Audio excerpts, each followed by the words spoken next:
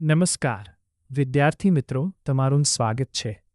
આજે આપણે આર્થિક વૃદ્ધિ અને આર્થિક વિકાસ વચ્ચેનો તફાવત સરળ ભાષામાં સમજીએ.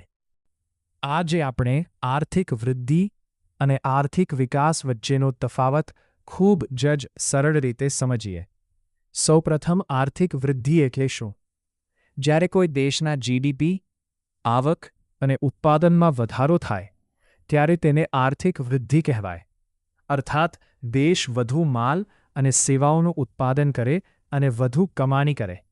ઉદાહરણ તરીકે, જો એક ફેક્ટરી પહેલાં 100 વસ્તુઓ બનાવતી હતી અને હવે 150 વસ્તુઓ બનાવે છે, તો તે આર્થિક વૃદ્ધિ કહી શકાય. યાદ રાખો, આર્થિક વૃદ્ધિ એક ઘટના છે. તેમાં માત્ર આવક અને ઉત્પાદન વધે છે.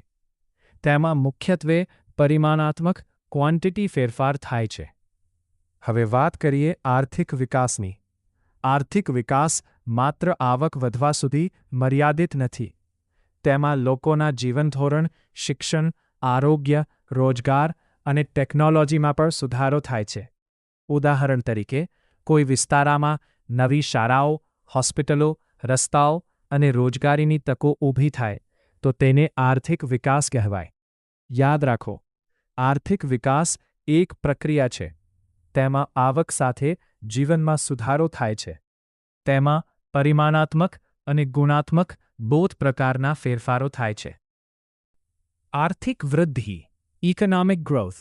આર્થિક વૃદ્ધિનો અર્થ દેશની આવક, ઉત્પાદન અને જીડીપીમાં વધારો થવો. વૃદ્ધિ સામાન્ય રીતે ઝડપી હોઈ શકે છે.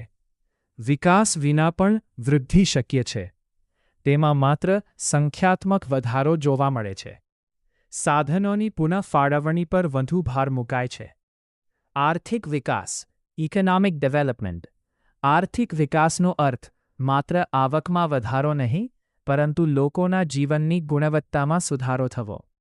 વિકાસ એક ધીમી અને સતત પ્રક્રિયા છે. વૃદ્ધિ વગર વિકાસ શક્ય નથી. શિક્ષણ, સ્વાસ્થ્ય, રોજગાર, રહેઠાણ અને મહિલા સશક્તિકરણમાં સુધારો થાય છે. જબ ઉપલબ્ધ સાધનોનો વધુ અસરકારક ઉપયોગ થાય છે. જેરાલ્ડ મેયર મુજબ, વિકાસ ઇક્વલ્સ વૃદ્ધિ પ્લસ પરિવર્તન.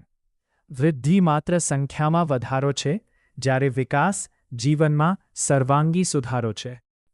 1. આર્થિક વૃદ્ધિ, ઇકોનોમિક ગ્રોથ. આર્થિક વૃદ્ધિનો અર્થ દેશની આવક, ઉત્પાદન અને જીડીપીમાં વધારો થવો છે. મુખ્ય મુદ્દા: માત્ર આવક અને ઉત્પાદન વધે છે. તેનો વ્યાપ સીમિત છે. માપવું સરળ છે. મુખ્ય ધ્યાન માથાદીઠ આવક પર હોય છે. 2. આર્થિક વિકાસ, ઇકોનોમિક ડેવલપમેન્ટ. આર્થિક વિકાસનો અર્થ માત્ર આવકમાં વધારો નહીં, પરંતુ લોકોના જીવન સ્તરમાં સુધારો થવો છે. મુખ્ય મુદ્દા: આવક સાથે જીવનની ગુણવત્તામાં સુધારો થાય છે. તેનો વ્યાપ વિસ્તૃત છે. માપવું મુશ્કેલ છે. શિક્ષણ, આરોગ્ય, રોજગાર અને કલ્યાણ પર ભાર મૂકે છે. ધન્યવાદ.